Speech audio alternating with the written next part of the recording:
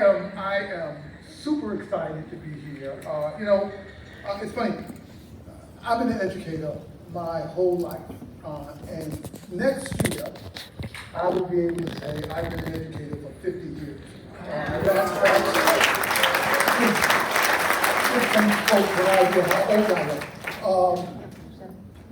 It's been, I think, a opportunity to have experiences most educators don't have. President Obama created Promised Neighborhoods based on our work. Paul Tuck's book, Whatever It Takes. Waiting for Superman, the documentary. That these are all sort of honors that I've had, and most of them didn't mean much to me. There is one honor that meant a lot to me. Some years ago, Fortune magazine named me the 12th most influential person in the world. No, that wasn't what was, that didn't move, that wasn't what moved me. I went and got a stack of those magazines. I took them home to my wife. I've been trying to impress this black woman for 30 years. Right? I was like, honey, look. No, keep turning. She comes to my picture.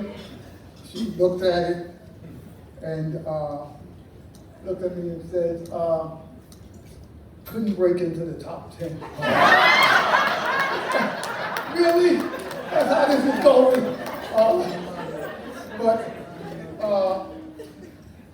I really am happy to be here. People always say that, and I'm happy to be. No, but I really am, and I'll tell you why.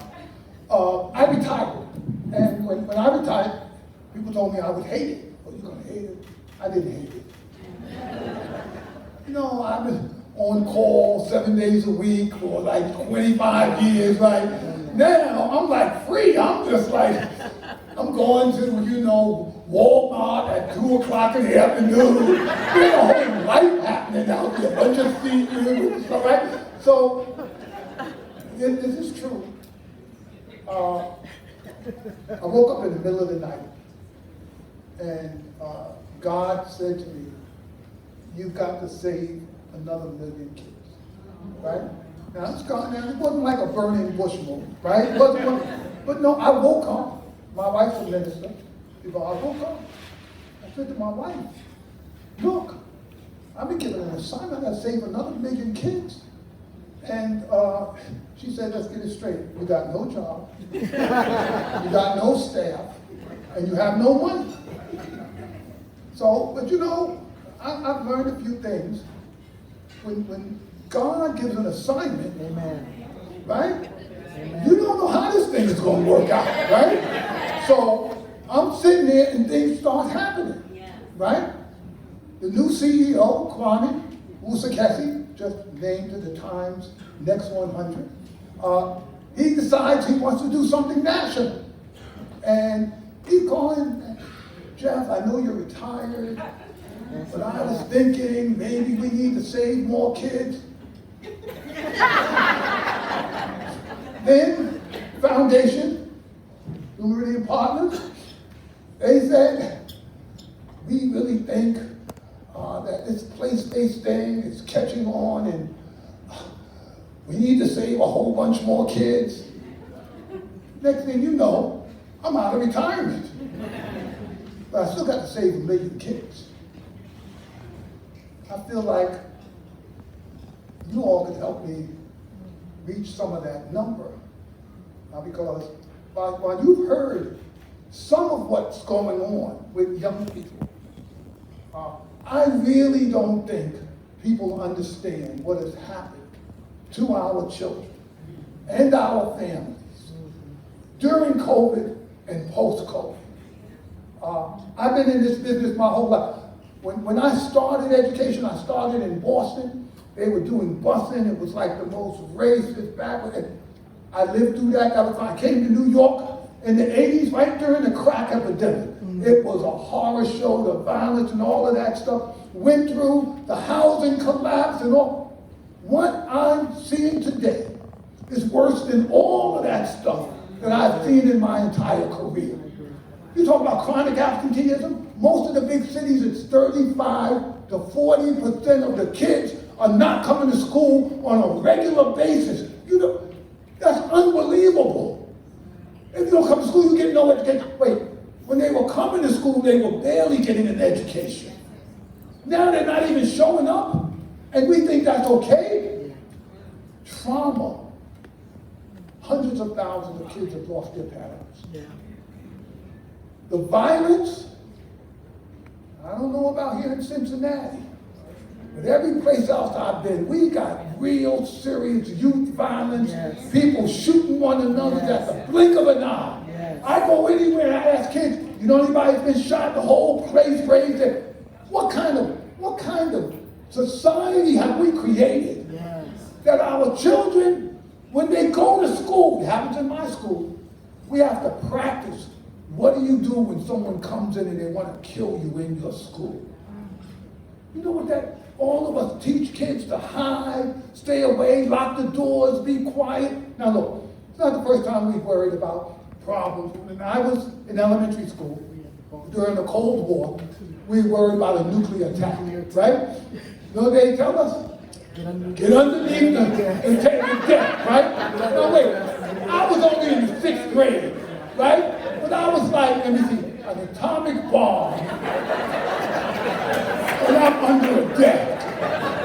I don't know if this teacher really has their act together, right? So we could poo-poo it, right? Because you never saw it. Our kids see every day some traumatic gun violence incident happening. If not in their community, and the one next door, if not that 2 doors, this is constant. Every week there's these mass shootings. You can hardly go to an event without someone pulling out a gun. That's the life we created for a bunch of young people. They think this is normal. This is now normal. So I believe that that's the bad news. The good news is we actually know what to do. That's the good news. At the Harlem Children's Zone, you know, we've eliminated the Black White Achievement Gap. Right now, I got close to 980 kids. Look, our stuff, all of our stuff is published. You can look it up, right? You don't have to believe me. You can, our kids, the poorest black kids in Harlem.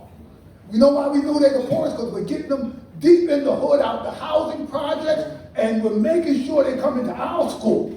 Those kids are performing like white kids in New York State. We have solutions. Right now, got about 980 of our kids in college. We've graduated over 2,000 kids with degrees. We have solutions. The question is, who's prepared to stand up and do the hard work? Because it ain't easy. And when people come in, they're like, oh yeah, Jeff, what's the key? You want to save kids? I like it. How do you feel about working with kids on the weekend? I want the other way. What's the other way you can say, you don't want to work with the kids in the summertime? No, I have vacation. You know, I need to recover. You know, I'm tired too. I'm like, well, you're not going to save my kids. Because my kids need us on weekends, they need us evenings, they need us summertime. My kids need us all the time. And if you want to drive results, you can't keep doing the same thing that didn't work. That's right. Right? That's right. And hoping maybe if we could just do a little more of what didn't work, maybe we're going to get a different response. That's it. That has not worked. Now, I'm going to tell you all something that maybe you all know, maybe you don't. We're working in 20 cities around this country. And we see folks who are doing work that is phenomenal. And you know who our partners in a lot of this work? It's Strive Together. So I see here, Jennifer is here, Strive Together, college. Look, I see them all over. We are all over the country saving America's children. All over. I got a team right now in Florida, working with a Strive affiliate, trying to make sure those kids are getting the best You want to see some of the best work? Go see what's happening in Spartanburg, Great Strive Community. Go out and see Salt Lake City, another United Way, doing great work, right? Here's the challenge, which I don't understand. This happens to me, Jennifer. I'm doing work all around the country except in New York City. I'm like, why don't they love me in New York City? They love me everywhere else. Well, sometimes they say you can't be a prophet in your hometown, right? I understand that. I understand that. But I'm also saying this is no time to do the petty, right? And to think there's a plan B. Yes. Here's the deal. In education, this is the only profession that you don't need to have patent attorney. You know, any other business you're in, people want to steal your ideas, right? You got people, they got patent attorneys, they're suing you, you got to prove you did. You don't need patent attorneys in education because you can't give away a good idea, right? Everybody wants to figure out how to do it on their own. Oh yeah, I invented it. No, what are you doing? Let's figure out what's working and let's invest in that. And here's the other, this may be bad news to some of y'all. You can't do this on the cheap. People have been trying to figure out how to save poor kids for as little money as humanly possible. Yes. At least for the 50 years I've been in this work. And here's the other thing. For those of us who do the work, they start a bidding war to the bottom, right? You say, how much is it going to take you to save 1,000 kids? I can do it for 200,000. Then the next person, I do it for 150,000. Next person, I do it for 100,000. Now all of us are lying, right? Because we just think, well, if I undercut the next person, maybe they'll fund me. We got to start telling the truth about what it takes to do this work and get this work done. That's right. And it's been a long time.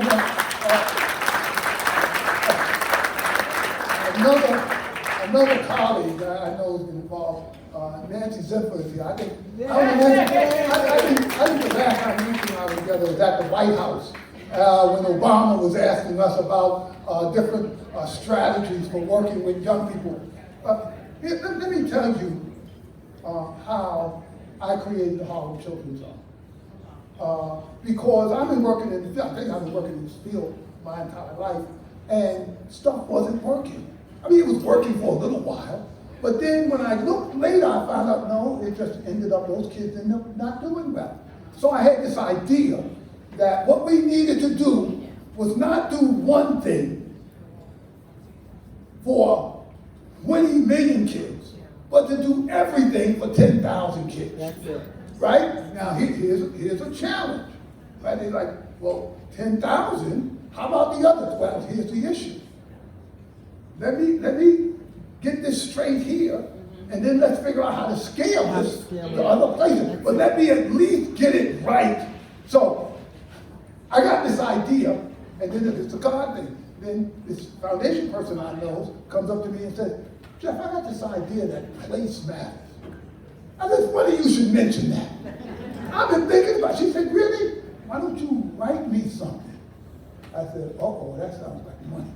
But now, being a good fundraiser, I'm sitting there, I'm thinking, how much do I think she's gonna give me? I said, oh, maybe this is a $5 million.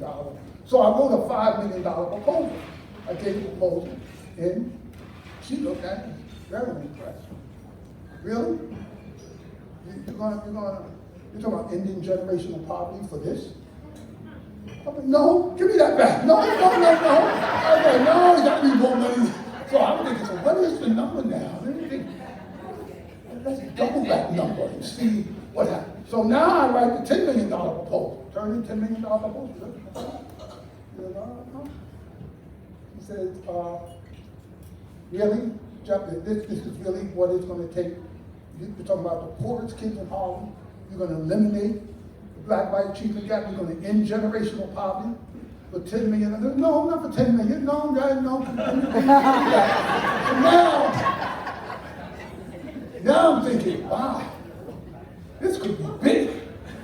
I'm going to ask for more money I've ever asked for before. I'm going to ask for $20 million. But the $20 million, she didn't blink.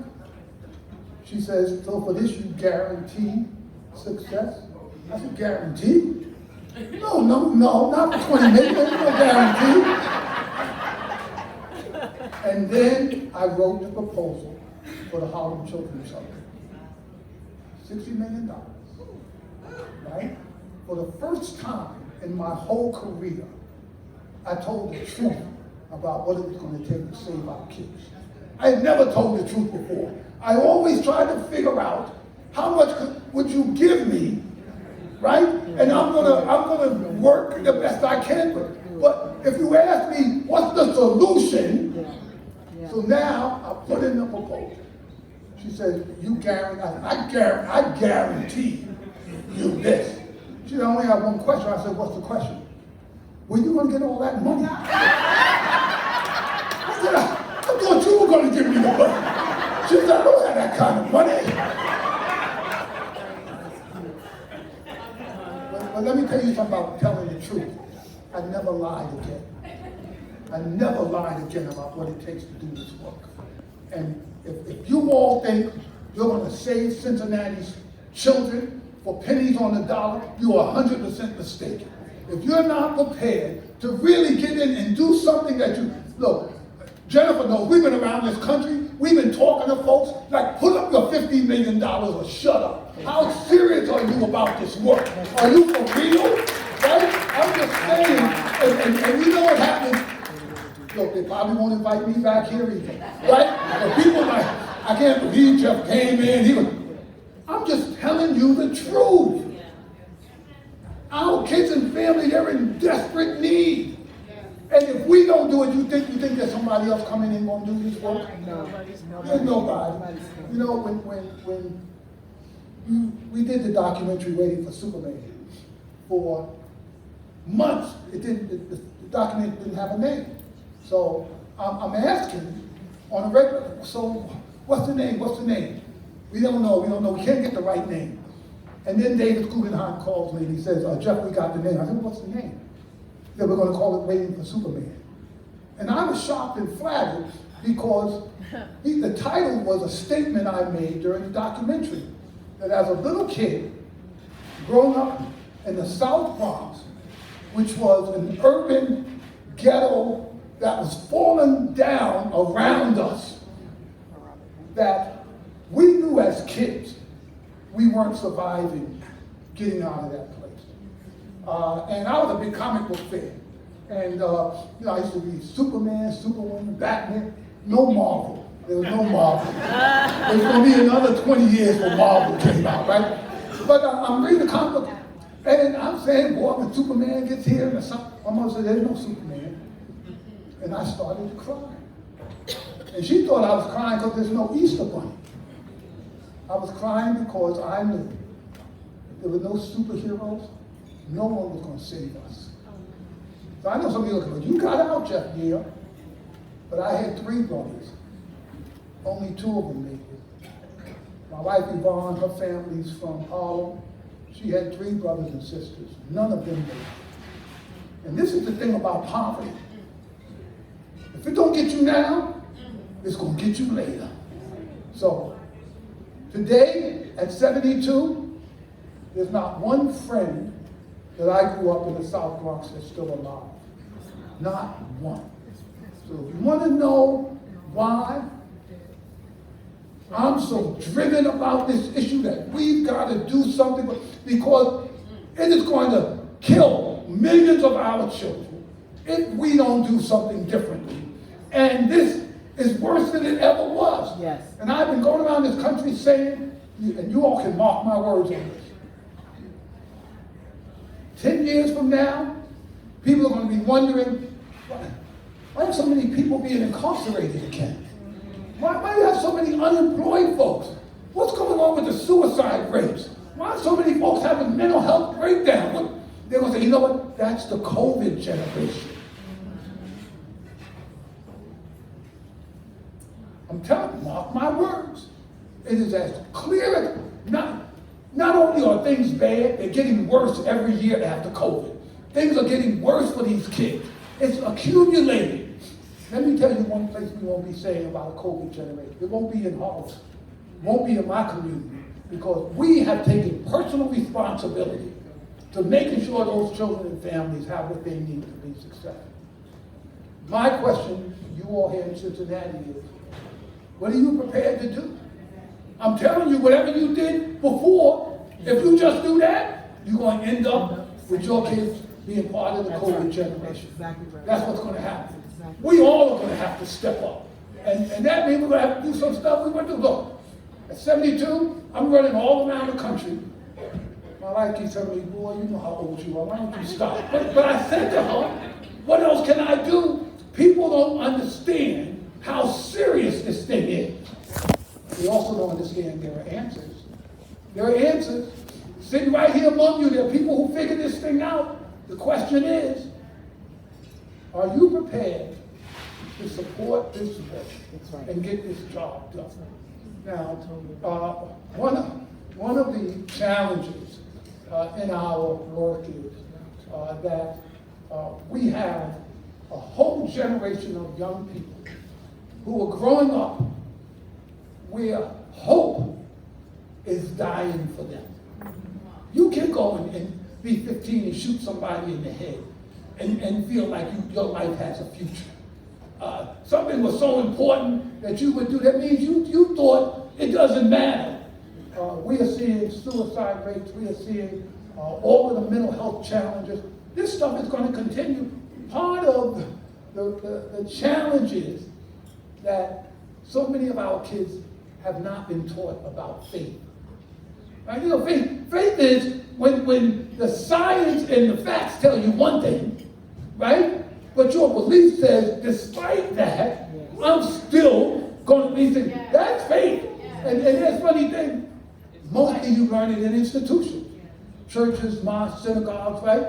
And, you know, I'm a Baptist, and every Sunday, right, there was testimony time.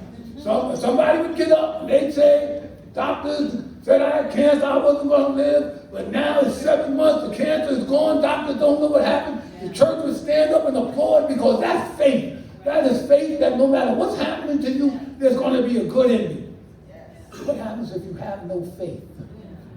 What happens if you're 14 and you really don't believe there's faith and your life is hard like the life we were hearing about those children in foster care? Well, then young people are going to give up. And this issue, every time I think about this issue of faith, I have to remember how this one person, they don't teach you how to restore faith in school, college, graduate school. I learned it from our football coach. Funny guy named Coach Fusco. He was one of these guys that he could always find the silver lining in that cloud. I don't care what you told Coach Fusco, he would tell you why it wasn't so bad. You know, Coach, I failed my algebra test. Yeah, Jeff, but you know what? You're going to get a second chance, and I know you're going to pass that test. Coach, my grandmother died, but your grandfather, that man is a saint, right? He would drive us up the wall. We would make up stuff just to see what he would say, right? So, now, my junior year, I'm quarterback of the football team, right? And it's a team of seniors, almost a whole team of seniors, very experienced team. We lost our league championship by 1 point. So the next year, I'm a senior, but the school goes on austerity, small black school, we don't have any money. Nobody wants to play football. So we have tryouts, no juniors, no seniors, a bunch of sophomores. I look at Coach Fussell, I say, Coach, look at these kids, they're so small. He says, yes, Jeff, they're small, but they're fast. And I've got some plays for small, fast kids I want to show. Great, I said, okay, Coach, okay. 2 weeks later, we have time trials. Coach, they're slow. Yeah, Jeff, but don't you see the brilliance of this? Everybody's going to see how small they are. They're going to think they're fast. They're really slow, right? And I've got these plays I'm going to show you, right? So we have our first game, and I use the plays for small kids who are slow. And we lose. We get beat really bad. Coach, I don't worry about that. First game, we got to work it out. We lose our second game. We lose our third game. We lose our fourth game. Now, We only have 8 games in our season. I'm like in a panic. And the coach says, Jeff, what are you worried about? I knew we were going to have a bad first half. This is about the second half. We're going to have a strong second half. We lose our 5th game. We lose our 6th game. We lose our 7th game. Now look, it's Saturday. We're 0-7. We're playing the league-leading champs. They are 7-0. I reached a perfectly understandable conclusion.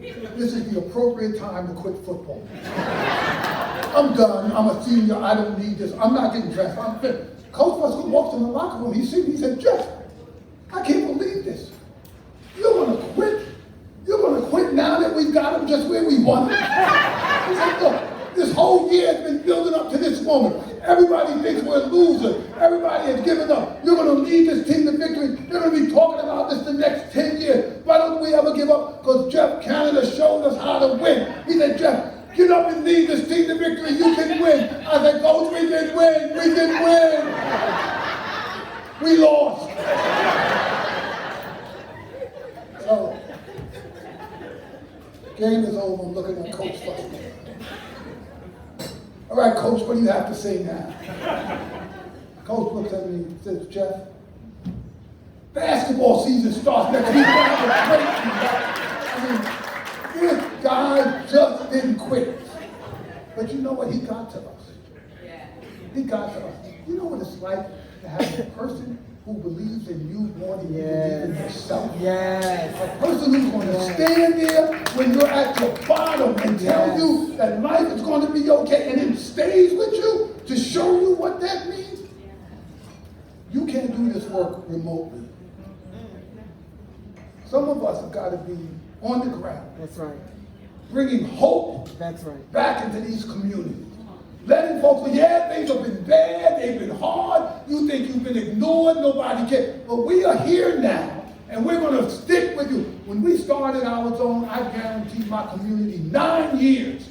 I said, I'm going to be here 9 years, and that I guarantee a lot more than 9 years. But the reason was because they saw us as carpetbaggers. Yes. We come in, we do a thing for a year or two, a bunch of us get jobs, and then everybody goes and the community is left basically on its own. Yes. This is about a real commitment that says we are going to be there when no matter who's president, no matter who's governor, no matter who's mayor, we're going to be there with you on the streets.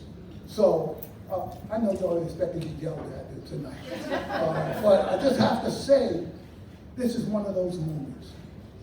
This is a moment that you can either change the history of what's going to happen in this region of the country, or you can just stand back and watch a disaster unfold. Because I'm telling you what's coming. It's not going to be good unless we do something different. So I think Jennifer and Colin is here from Star. I think they know I've been recruiting an army. I'm here still recruiting, right? I'm recruiting because it's going to take an army of us. This is not, no one individual is going to be able to get this done. If the business community stands on the sideline, this thing ain't going to get done. If the philanthropic community stands on the sideline, this is not going to get done. And again, I know people have heard. I've told everybody, I know you have the limits of what you can give and all.